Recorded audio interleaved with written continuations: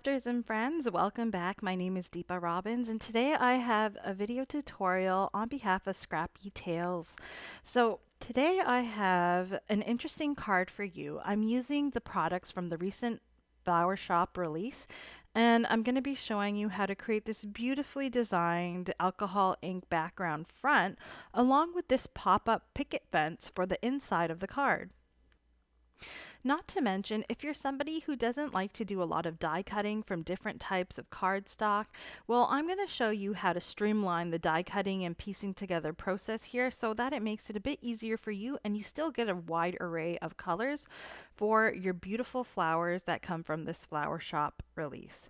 So let's go ahead and look at the sets that I used today.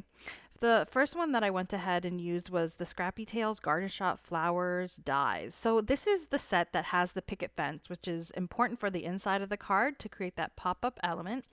Furthermore, I have the Flower Shop add-on dies, which are supposed to be used with the pop-up Flower Shop stand.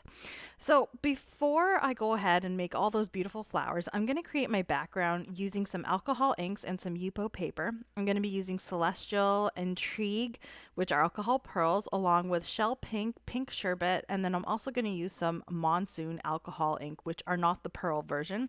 But I like to mix the different types because the pearls give you that beautiful shimmer look and the alcohol inks give you that vibrant color. Now you're also going to need some blending solution or some 97 or so percent alcohol, along with something to move those colors around. So you could use a straw to blow through to move the colors. You could have a blowing tool. I have this We Are Memory Keepers marker airbrush blower here. This I don't think is out anymore, but Tim Holtz also has an air blower that you can use for this, and most stores seem to carry them. So I'm really just creating a haphazard background here. I'm not using any type of technique. I just kind of added some blending solution, added a bunch of drops of the inks, and now I'm just blowing around the color and adding some blending solution in any section in which I want to add more color. I want to move the color more. Maybe I want to make the color a little lighter. And that's just how I'm creating this background here. Nothing too complicated. I'm just going to make sure I cover up the entirety of the white background with color so that it's nice and vibrant. So now for my die cutting, I've got the Flower Shop add-on set here. You can see all of those beautiful dies. I've cut out the flowers from this beautiful holographic paper. So that's from Die Cuts with a View. And you can see all of the little elements. Here's some gold pearl cardstock, which is actually white and shines pearl, along with some rose gold mirror cardstock. And those are from Sizzix, their Sizzix Opulence cardstock pack. And I find by using specialty cardstocks like this, you can get various different looks. So again, here is the actual flower garden set with the picket fence. I've cut everything out and now I'm going to just put everything together.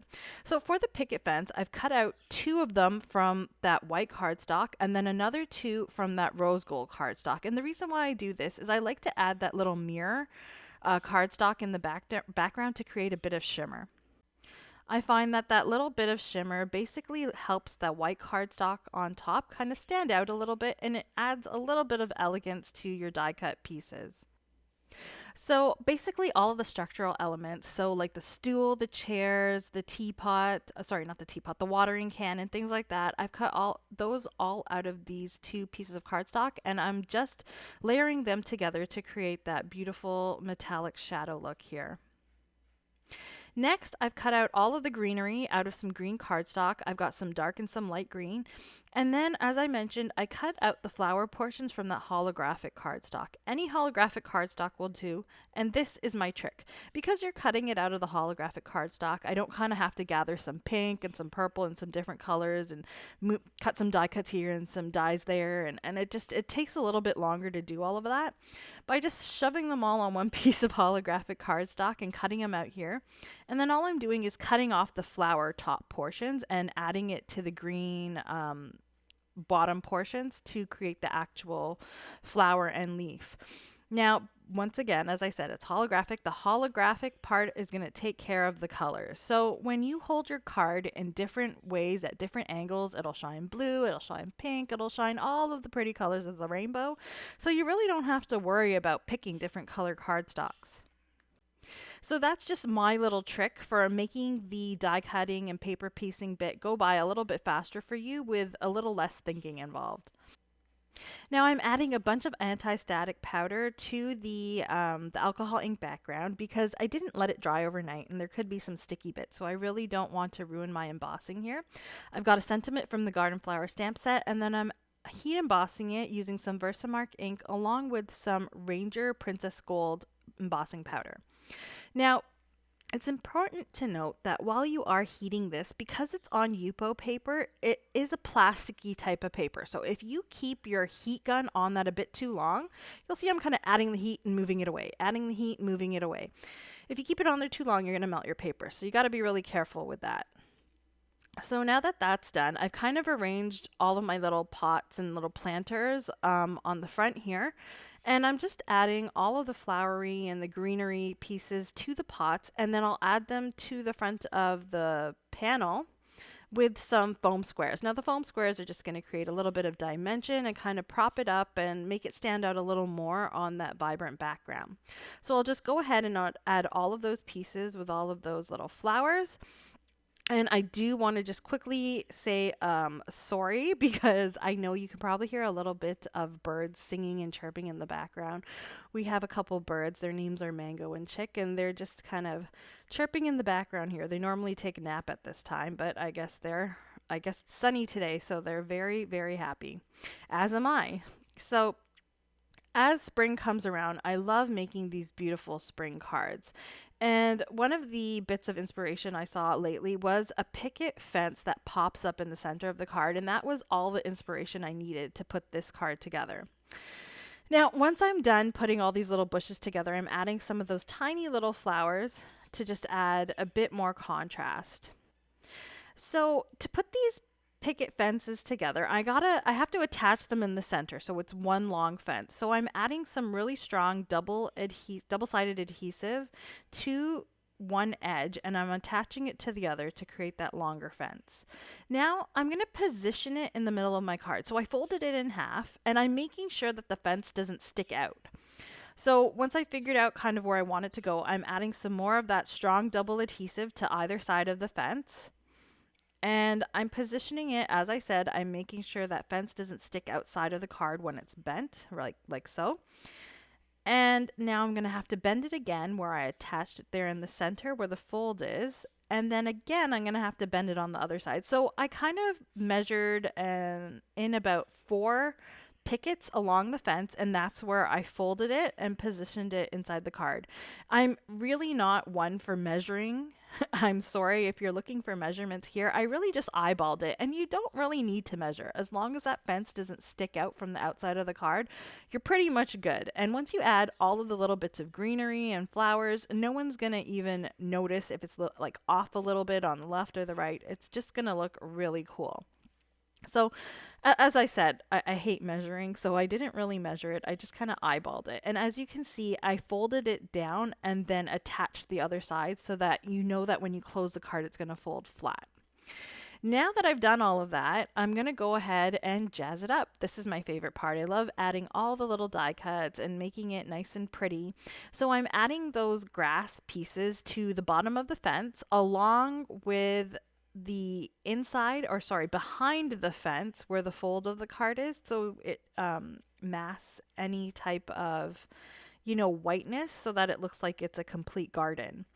Now I'm adding the little grass pieces, and you can see I don't have a bone folder. This is my scoring tool to kind of score the center of the card again to make sure that those greenery pieces fold with the card.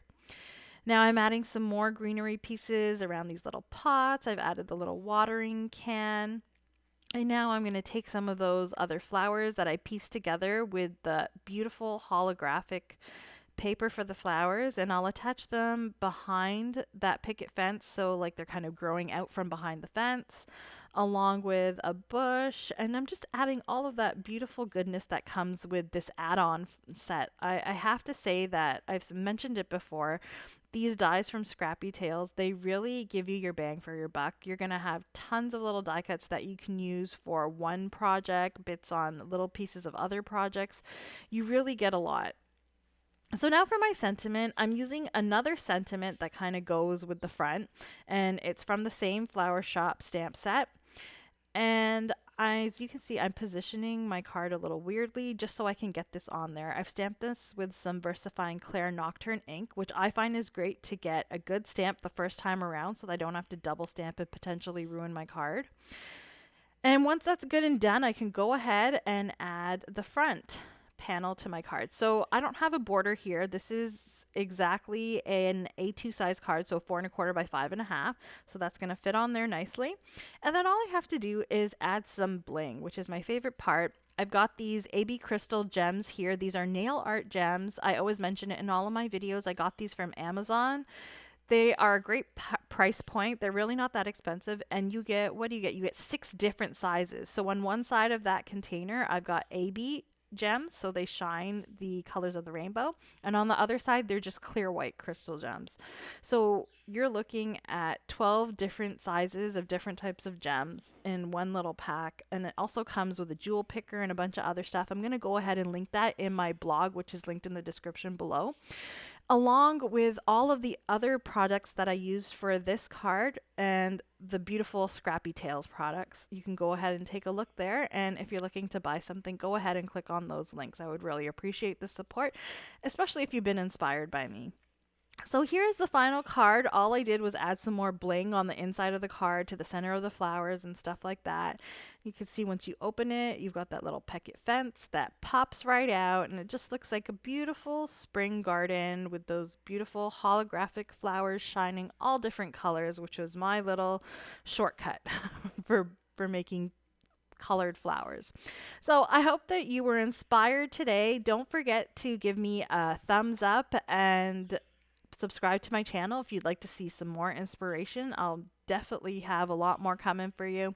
Check out my blog for more details if you missed anything in the video, and along with all of the supplies that are listed there. I hope that you have a great day and that I see you again next time. Bye.